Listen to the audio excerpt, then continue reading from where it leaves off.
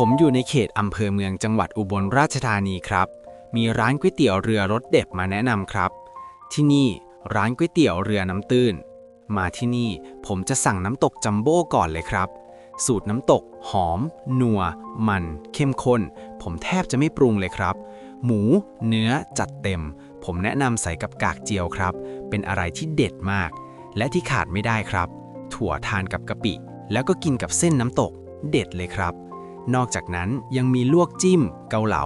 มีกล้วยและหมั่นทอดขนมไอศครีมน้ำชาโอเลี้ยงต่างๆคนอื่นว่าเด็ดก็ไม่เท่าคุณบอกว่าโดนมาลองเช็คอินพิสูจน์รสชาติกันได้เลยที่นี่ร้านก๋วยเตี๋ยวเรือน้ำตื้น